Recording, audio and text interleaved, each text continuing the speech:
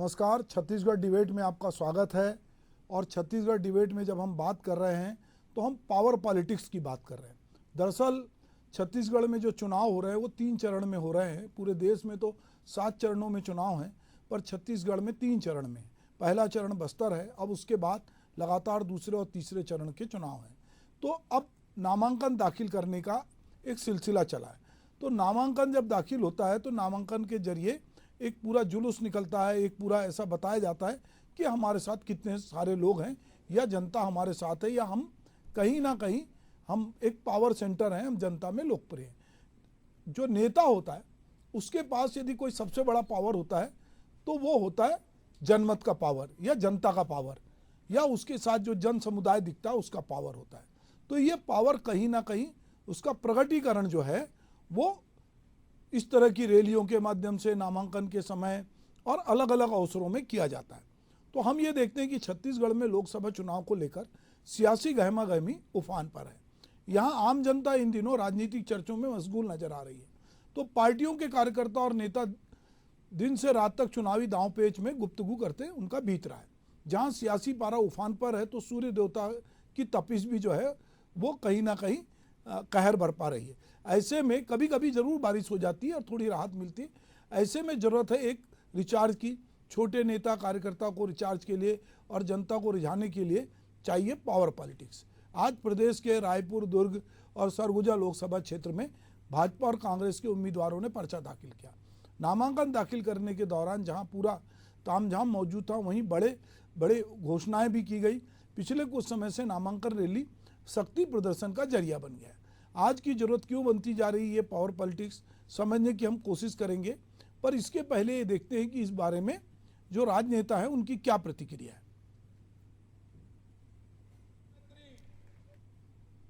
जो 5 साल मुख्यमंत्री के रूप में काम करी, आज ओकर ऊपर में भी FIR है। महादेव सट्टा ऐप में 508 करोड़ रुपया प्रोटेक्शन मनी लेहे के आरोप और FIR है। एक दुर्भाग्य छत्तीसगढ़ के लिए का हो सकत है।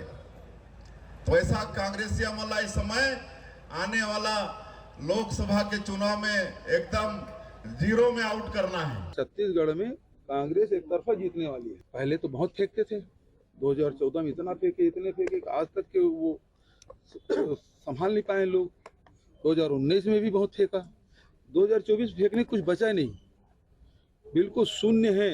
उनके जो संकल्प पत्र जारी होने के बाद पूरा भारतीय जनता पार्टी में सन्नाटा है। उसके पास कहने कुछ नहीं है, मतदाता के पास जाके वोट मांगने के लिए उसके पास कुछ नहीं। तो आप देख रहे हैं कि इस पावर पॉलिटिक्स में एक तरफ जो है मुख्यमंत्री, जो वर्तमान मुख्यमंत्री हैं, वो महादेव सट्टा ऐप की बात कर रहे हैं।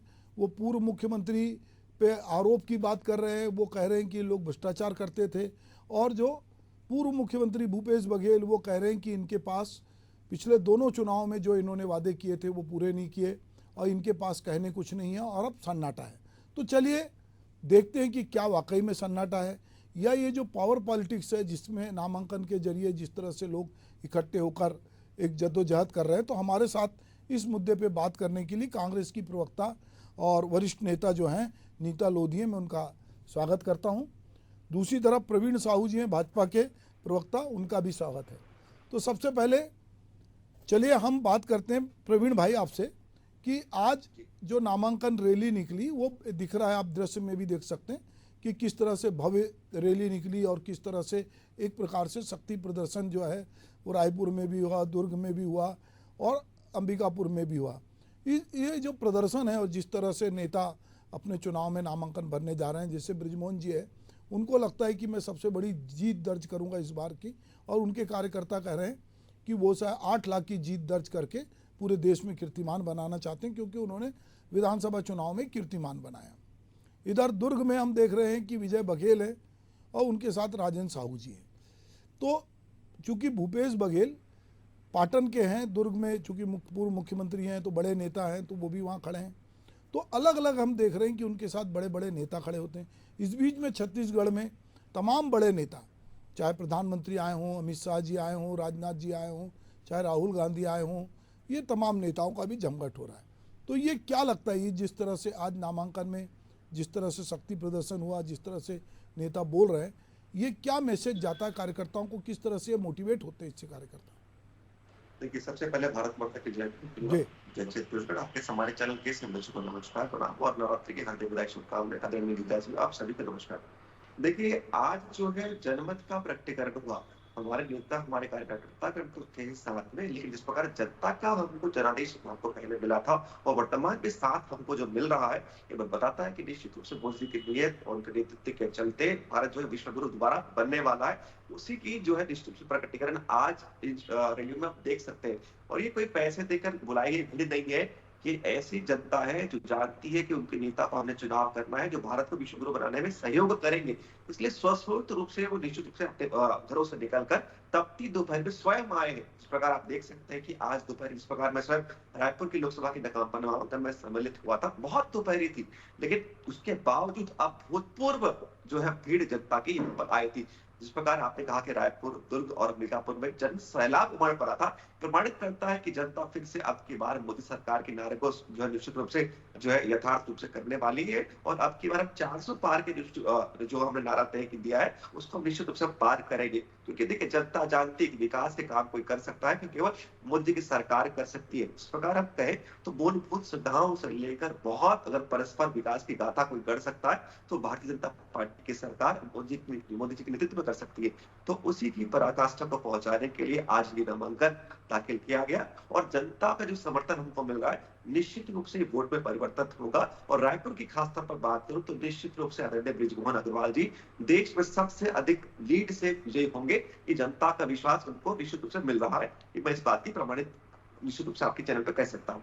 जी, तो प्रवीण जी, आपको ये भरोसा है कि बृजमोहन अग्रवाल एक बड़ी जीत दर्ज करेंगे और वो एक बड़ा कीर्तिमान बनाएंगे? नीता जी, मैं आपसे बात कर रहा हूँ। अभी प्रवीण जी कह रहे थे कि विश्व गुरु बनाने के लिए, भारत को विश्व गुरु बनाने के लिए मोदी जी की जो है वो 400 पार की उनकी सरकार बनेगी और भारत जो है विश्व गुरु बनेगा। और जो बहुत सारी चीज़ें जो मोदी की गारंटी है और जिस तरह से जन सैलाब उमड़ा है, वो कहीं ना कहीं ये समझ रहे हैं कि ये वोट में कन्वर्ट होगा और जनता का समर्थन इनको मिल रहा है। आपके नेताओं ने भी आज फॉर्म भरा, आपके साथ भी भीड़ थी, तो ये दोनों ही तरफ भीड़ होती है। पर बहुत बार हम देखते हैं कि ये पता नहीं चलता कि ये जो भीड़ है ये वोट में कन्वर्ट होगी कि नहीं। तो किस तरह से इसका पैरामीटर क्या है? देखिए, आप सबको नमस्कार और नवरात्रि की बहुत सारी शुभकामनाएं। बहुत शुभ दिन में हमारे कांग्रेस के प्रत्याशियों ने फॉर्म भरा है। और जहां तक बात करें दुर्ग जिले की, राजेंद्र साहू जी बहुत ही सुलझे व्यक्तित्व के धनी है, युवा है। और ये इस प्रकार इन लोगों ने कांग्रेस के और हमारी कांग्रेस की जो आइडियोलॉजी है, जिस 5 प्रकार के न्याय और 25 गारंटियों के साथ जो आम जनता की अपेक्षा आकांक्षाएं के अनुरूप बना हुआ हमारा घोषणा पत्र है, जो कि पिछले 10 साल के भारतीय जनता पार्टी के कुशासन में जो लोग प्रताड़ित हुए हैं, परेशान हुए हैं, उनके सब के दुख दर्दों का हल हमारी घोषणा पत्र में है। और जिस प्रकार रायपुर शशि सिंह ने भी हमारी जैसे फॉर्म भरा।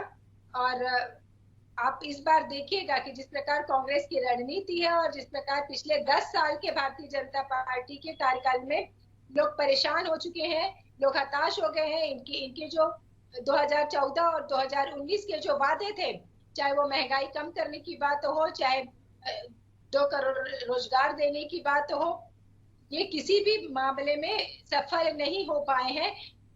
और 2024 में इनके पास कुछ भी नहीं रहा कि जिस लोगों को ये रास्ता दिखा सके, लोगों को लाभ दिला पाए। इसीलिए लोगों को ध्यान भटकाने का काम कर रहे हैं। और आप देखिएगा इस बार लोगों का रुझान न केवल छत्तीसगढ़ में, सुभाष जी, पूरे देश में लोगों का रुझान कांग्रेस के पक्ष में आएगा और सेंट्रल में कांग्रेस की सरकार बनेगी। इलेक्टोरल बॉन्ड जैसे जो घाटा हुआ, जो घोटाला हुआ, इतना बड़ा भ्रष्टाचार, पूरे विश्व का ही सबसे बड़ा भ्रष्टाचार। आप देखेंगे सीतारमन जी के पति ने इनके बारे में कितने स्पष्ट इनकी व्याख्या की। इनके मंत्री जो स्वामी जी हैं, वो खुद बोले कि मोदी जी ने इतना बड़ा घोटाला किया, इनको इस्तीफा दे देना चाहिए। लोग समझ रहे हैं, लोग जान रहे हैं, लोग परेशान हैं आज भारतीय जनता पार्टी के क्रियाकलापों के लिए। आप देखिएगा कि इस बार प्रदेश में भी बहुत सारी सीटें और सेंट्रल में भी हमारी कांग्रेस की सरकार बनेगी। जी नीता जी, सेंट्रल में चूंकि इंडी गठबंधन है और कांग्रेस मुझे लगता है कि पूरे सारी सीटों पे तो नहीं लड़ रही है, पर गठबंधन के साथ मिलकर वो चुनाव लड़ रही है। बहुत सारे प्रदेशों में कांग्रेस ने कम सीटों पर भी समझौता किया है, पर आपको ये भरोसा है कि आपका जो गठबंधन है उसके साथ मिलकर आप जो है वो सरकार बना सकते हैं। मैं लौटूंगा प्रवीण जी के पास।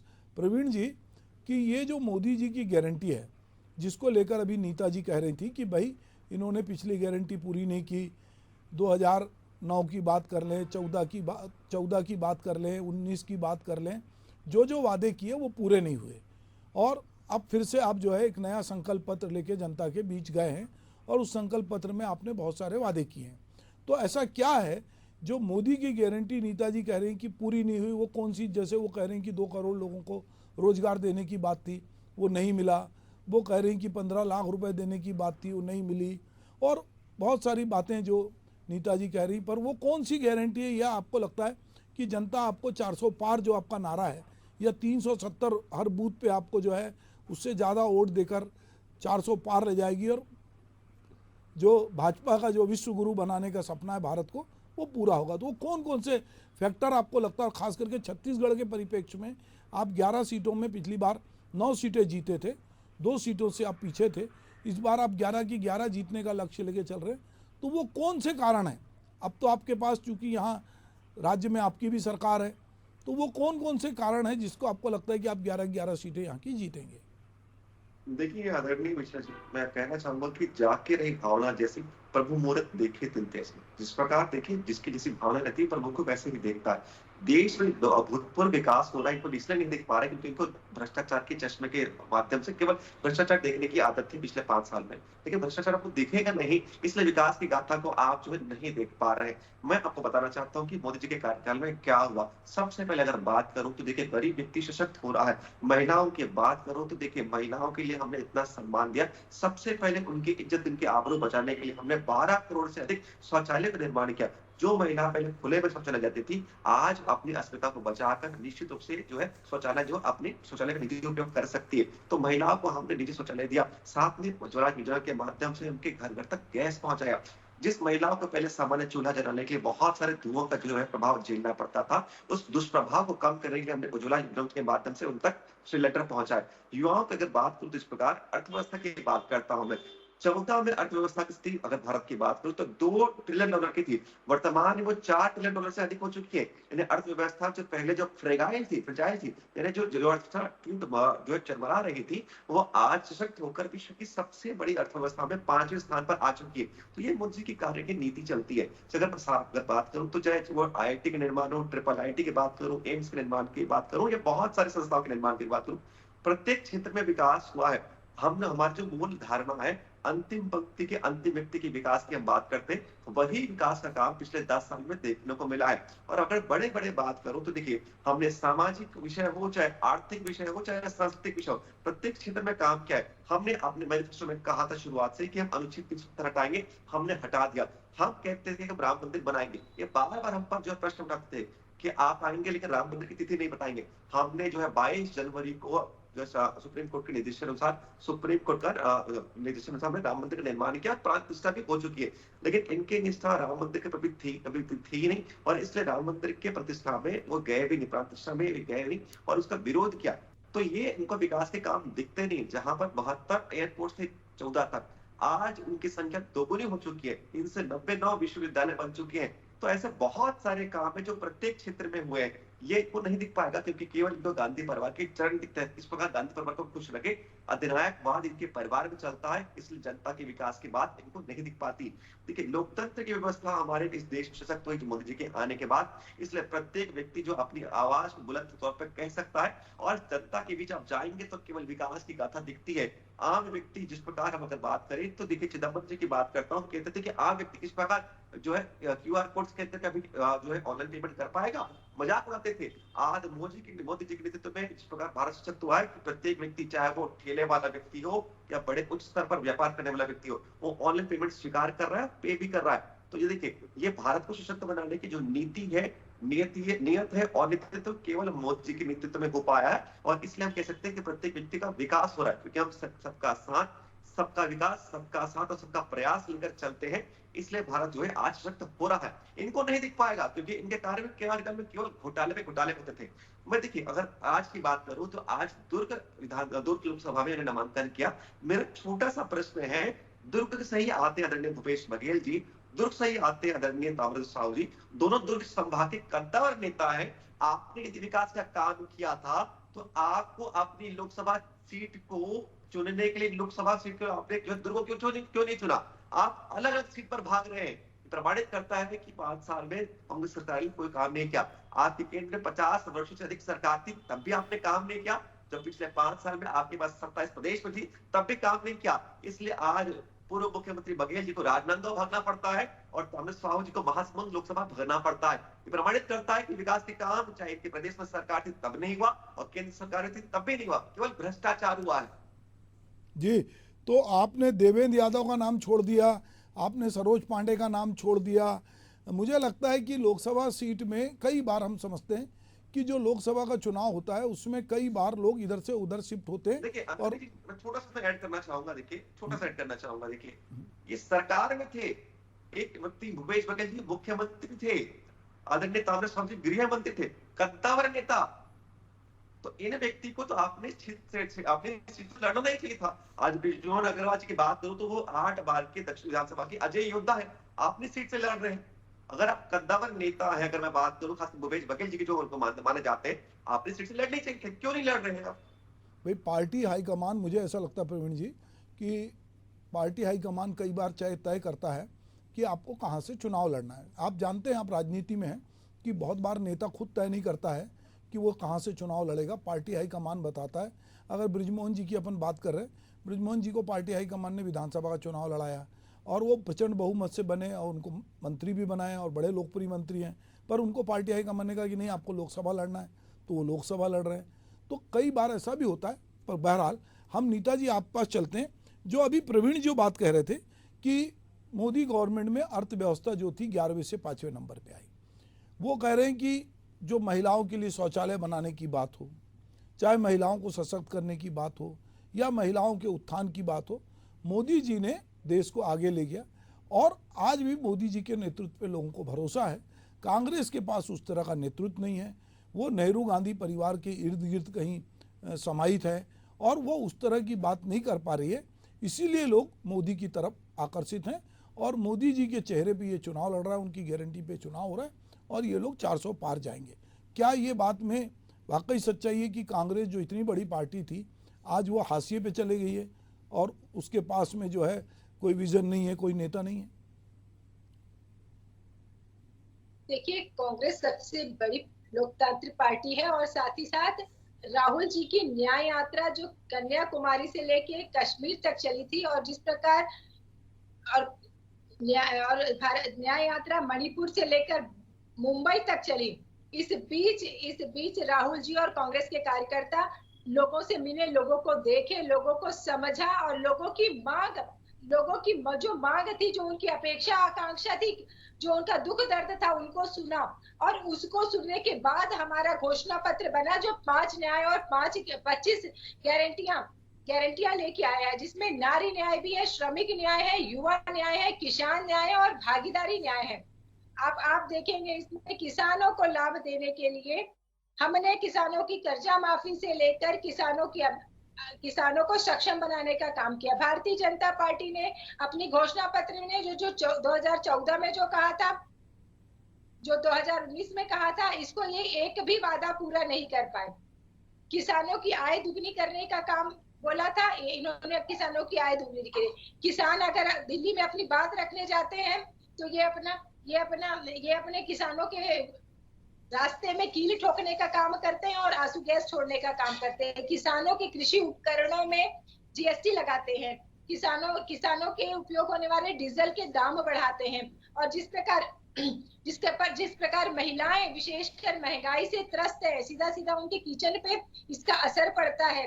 तो और युवा जिनको 2 करोड़ रोजगार देने की बात इन्होंने कही थी, इस पे भी ये नाकाम रहे, इसलिए ध्यान भटकाने का काम और ये कर रहे हैं। और जिस प्रकार आप छत्तीसगढ़ में भारतीय जनता पार्टी के 15 सालों में जिस प्रकार इन लोगों ने प्रताड़ित किया था लोगों को, और जिस प्रकार 10 साल केंद्र के शासन में लोग लुभाने वादे देकर लोगों को दिग्भ्रमित करने का प्रयास किया भारतीय जनता पार्टी ने, लोग इसको तुलनात्मक ढंग से देख रहे हैं, लोग इसको महसूस कर रहे हैं कि किस प्रकार कांग्रेस पार्टी जो कहती है वो करती है। जिस प्रकार भूपेश बघेल जी की सरकार ने 2019-18 में किसानों के कर्जे माफी की बात हुई, महिलाओं को और युवाओं को सक्षम बनाने की बात की, उन्नत खेती की बात की, ये कि अब महिलाओं की और शौचालय की बात कर, शौचालय घोटाले का अगर आप निकाल के देखेंगे, आप इन्होंने 100 स्मार्ट सिटी की बात की थी, कहाँ है इनकी 100 स्मार्ट सिटी, ये भी देख ले। इतनी सारी ट्रेनें बंद हो गई, इसके लिए इनकी किसी सांसद ने कोई पहल नहीं की। हाँ, अडानी की कोयले वाली ट्रेनें धकाधक निकलती जरूर थी, पर हाँ यात्री खर्च की यात्री ट्रेनें इन्होंने बंद करते चले गए। आप ये बताएं, नक्सल क्षेत्र में जो स्कूल बंद कर रखे थे, उस स्कूलों को खोलने का काम कांग्रेस पार्टी ने किया। आत्मानंद जैसे स्कूल में अंग्रेजी माध्यम से शिक्षा देने का काम, मैं आपसे इस प्रकार आने वाले 5 सालों में इन्हें बताते हैं कि 5 किलो चावल देंगे, मुफ्त राशन देंगे। आप ये बताएं, जब हमारी सरकार थी तो 35 किलो प्रति व्यक्ति चावल मिलता था, इन लोगों ने उसको बढ़ा के 5 किलो कर दिया प्रति व्यक्ति। आप मेरी बात जी नीता जी, आपकी तमाम उपलब्धियों के बावजूद विधानसभा चुनाव में सारी, अगर आपने इतने बढ़िया काम किए थे, बावजूद इसके जनता ने आपको नकार के भाजपा को जिताया, और वो भी मोदी की गारंटी पे जिताया। अब केंद्र में खुद मोदी नेतृत्व करने वाले हैं, तो ऐसे में आपको कैसे, क्यों लग रहा है कि आपको जो है जनता फिर से चुनेगी? मैं प्रवीण जी आपकी तरफ लौटता हूं कि ये जो नीता जी जितनी उपलब्धियां गिना रही थी, जो इनसे सवाल भी कर रहा हूं कि अभी हाल ही में विधानसभा चुनाव हुआ, और ये विधानसभा चुनाव में तमाम कांग्रेस की 5 साल की जो उपलब्धियां थी उनको दरकिनार करके जनता ने भाजपा को वोट दिया। अब ये वो सेमीफाइनल था, ये फाइनल हो रहा है, तो कैसे जनता का मानस कांग्रेस बदल पा रही है? क्या आपको ऐसा लग रहा है कि जो भाजपा ने जो अभी जीत दर्ज की थी वो बढ़ेगी या कम होगी? प्रश्न आप ही से पूछ रहा हूँ प्रवीण जी।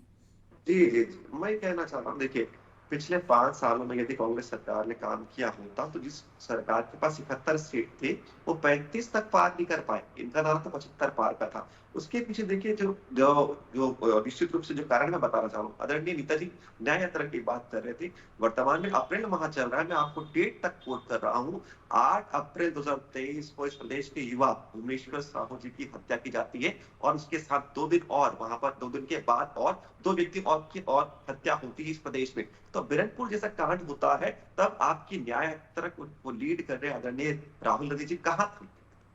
जब प्रदेश में अन्याय हो रहा था तब आप क्यों नहीं गए? तो प्रदेश की जनता ने देखा कि इतनी बड़ी घटना होती है, ना तो तत्कालीन वहां के विधायक जाते हैं, ना गृह मंत्री जाते हैं, और ना ही सीएम साहब जाते हैं। यही सीएम साहब थे जो यूपी जाकर धरना देते थे, 50 लाख देने की बात करते थे। यहाँ पर उनके पास जेब से देने को कुछ पैसे नहीं थे, ना ही शब्द नहीं थे, ना ही जाके वहां पर संविदा व्यक्त की। तो पिछले 5 सालों में केवल और केवल असंवेदनशील सरकार थी जिसने जनता को ठगा। शराबबंदी की बात करके सत्ता पर आए थे, शराब की नदियां बहा दी।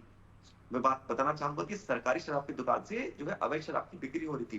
तो ये सब कारण के चलते जनता ने इनको उठाकर फेंका था। और मैं आपको बताना चाहता हूँ कि मूलभूत विषयों पर हमने काम लगातार किया, चाहे वो विपक्ष में रहे, चाहे सत्ता पर हमने प्राप्त किया, तो हमने काम किया। वर्तमान अगर आप देखें, 3 महीने की सरकार में जो काम हुए वो अभूतपूर्व है। चाहे वो 3716 करोड़ का बोनस देना हो, 2 साल का बकाया बोनस की बात करूं, चाहे प्रधानमंत्री आवास के लिए राशि स्वीकृत करने की बात हो, या मातारी बंधन योजना के माध्यम से 2 महीने लगातार महिलाओं के खाते में 1000 रुपए प्राप्त हो रहे हैं। ऐसे बहुत सारे काम है। अगर मैं ठीक है प्रवीण जी और नीता जी, मुझे लगता है कि आप दोनों की पार्टी ने, आपने 5 साल राज्य किया, आपने जनता के लिए क्या किया, प्रवीण जी की पार्टी ने अभी पिछले 3-4 महीनों में जो कुछ हो सकता था, डबल इंजन की सरकार ने क्या किया, मोदी जी का क्या विज़न है, राहुल गांधी की न्याय यात्रा में कौन कौन से न्याय मिलेंगे और किस तरह से लोग उनसे जुड़ेंगे, ये आने वाला समय बताएगा। पर हम ये जानते हैं कि ये जो पावर पॉलिटिक्स है, जिसमें आज जिस तरह से रैलियां निकली, जिस तरह से शक्ति प्रदर्शन हुआ, तो निश्चित रूप से इससे कार्यकर्ता मोटिवेट हुए होंगे, और वो जो सब अपने अपने क्षेत्र में बूथों में जाके अपनी अपनी पार्टी के नेताओं के लिए चुनाव प्रचार भी करेंगे और ज़्यादा से ज़्यादा मतदाताओं को प्रभावित करेंगे।